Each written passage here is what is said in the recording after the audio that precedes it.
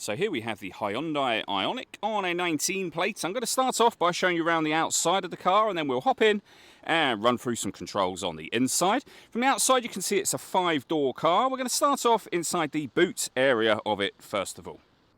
As we approach the back of the car, you can see we have reversing sensors. This car's also got a reversing camera, plenty of boot space as well, along with that 60/40 split folding rear seat should you wish to increase this space even further. Okay, so we're just going to work our way back around to the front of the car, and then we'll hop in and run through some controls on the inside. But now that we've done a full circle of it, you can see it's in fantastic condition the whole way round. Just briefly before we climb in, I think it's well worth seeing the interior from this exterior point of view. There's plenty to run through on the dashboard, so let's hop in and we'll do that now. Okay, now that we're inside the car, we're going to start with the dials. Over on the left-hand side, first of all, you'll be able to see whether your hybrid battery is charging, whether you're driving in eco mode or using the power band, as it were, for the car. In the centre, we have the speedometer and fuel gauge. We have a digital readout for the speedometer to the right-hand side of that, as well as the total miles of the car, which are 28,597.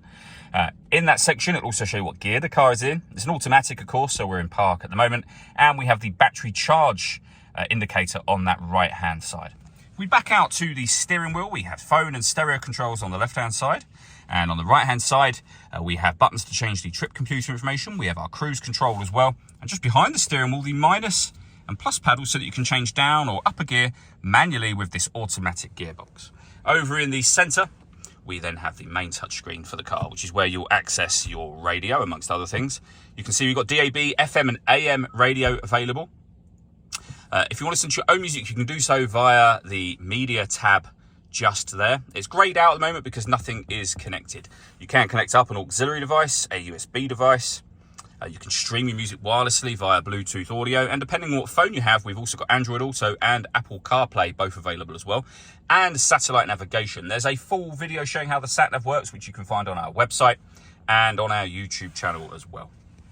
Below that, we have the dual zone climate control. You can adjust the passenger temperature, driver temperature. You can increase and decrease the fan speed. You can determine what direction you'd like the air to be distributed in. When you're happy with those settings, it's off at the moment.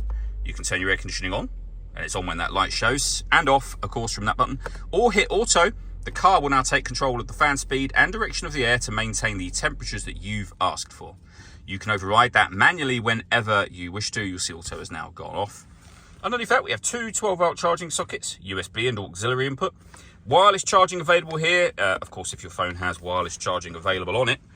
The gear lever for the fully automatic gearbox. We have a heated driver and passenger seat, both of which have 3 separate heat settings on each. A heated steering wheel. And over on that left-hand side, you can turn your parking sensors on and off for the car as well.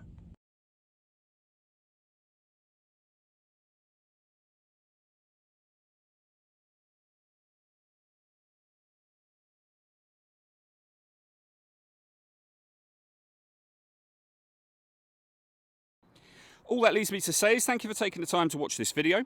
If you'd like to come and see the car in person and have a test drive, please feel free to call either of our MJA sites. We'd love to hear from you soon.